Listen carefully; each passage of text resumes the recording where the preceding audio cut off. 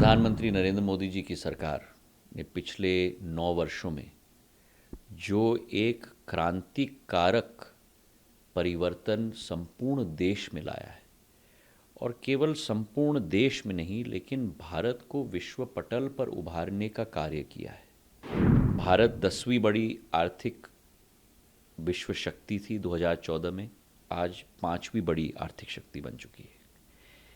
5वीं से अगले 3 साल के अंदर हम तीन सबसे बड़े आर्थिक शक्ति में हम लोग परिवर्तित होंगे।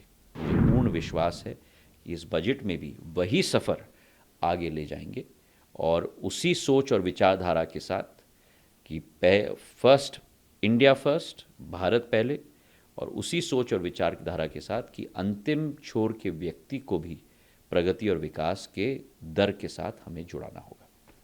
हमारी चर्चा विस्तृत रूप से हुई। पहले तो गडकरी साहब को बहुत बहुत धन्यवाद हमने अर्पित किया, क्योंकि कल उनका प्रवास मध्य प्रदेश का रहा, जहां जबलपुर में और भोपाल में पूरे प्रदेश के लिए सौगातें उन्होंने अर्पित की।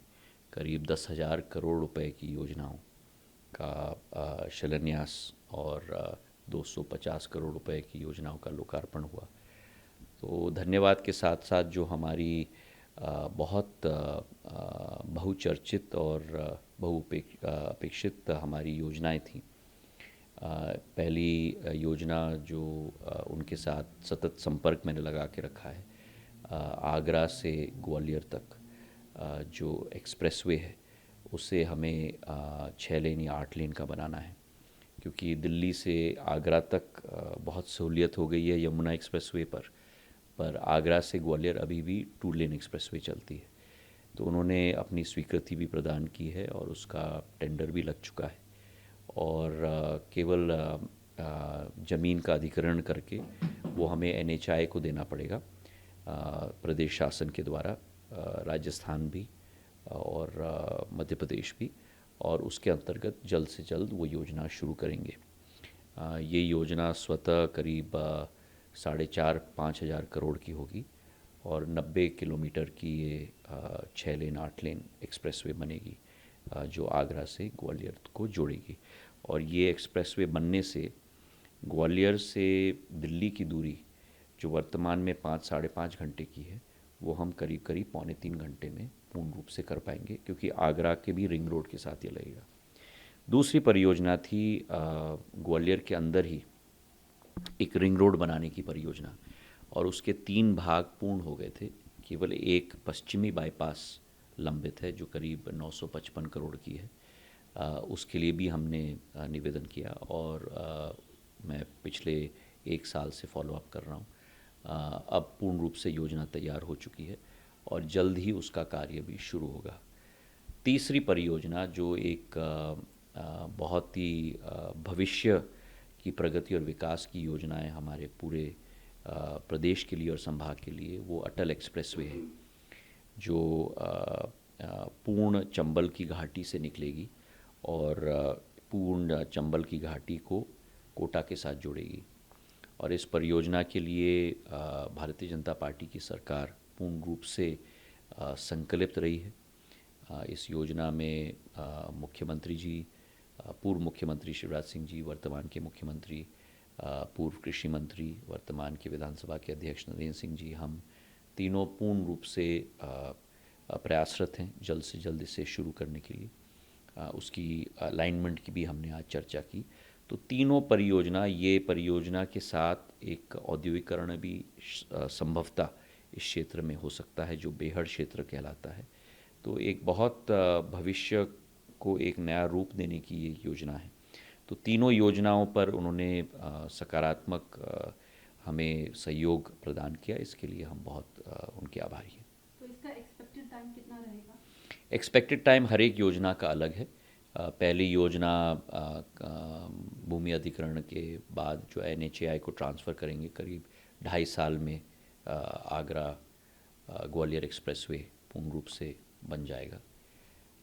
दूसरी योजना जो वेस्टर्न एक्सप्रेसवे है, उसकी शुरुआत अभी होगी, और तीसरी योजना अलाइनमेंट फाइनलाइज होने के बाद उस पर भी हम लोग कार्य पे लग जाएंगे। लेकर कल अंतरिम बजट जो पेश होने वाला है, क्या एक्सपेक्टेशन हम लोग समझे, क्योंकि लगातार ऑपोजिशन कहता रहा है कि जो बजट आप लोगों के थ्रू दिया जाता है वो उतना वर्थी नहीं है, आप क्या समझे हम?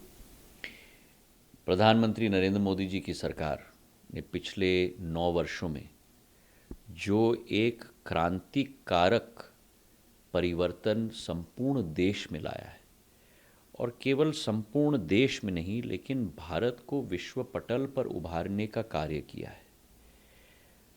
विपक्ष कौन से चश्मों से देखता है वो केवल वो जाने।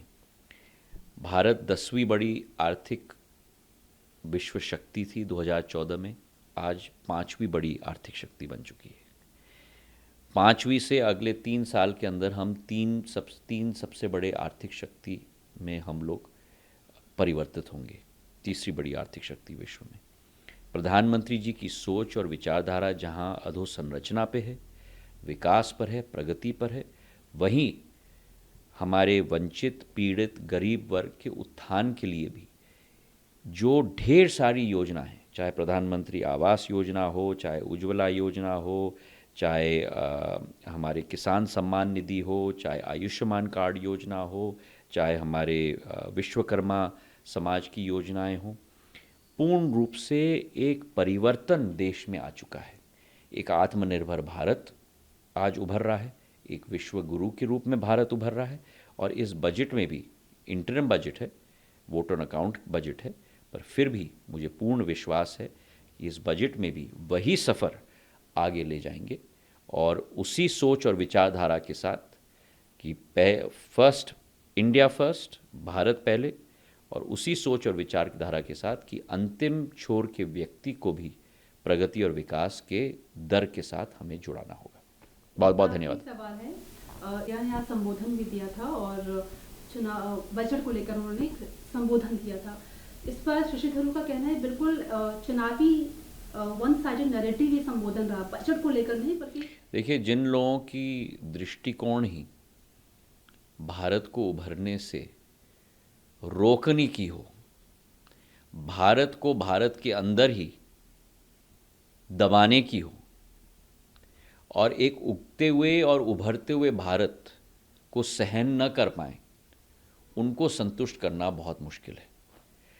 पर प्रधानमंत्री जी आज 140 करोड़ देशवासियों के दिल में बसे हुए हैं, और जो एक नई उमंग, एक नई ऊर्जा, एक नई विश्व पर एक नई विश्वसनीयता भारत ने हासिल की है उनके नेतृत्व में, वो एक एक व्यक्ति के दिल में समाया है। और जो आर्थिक विकास और प्रगति एक एक व्यक्ति की हुई है इस देश के अंदर, आज वो पूर्ण रूप से परिलक्षित है, जिसके आधार पर आज भारत अग्रसर हो चुका है।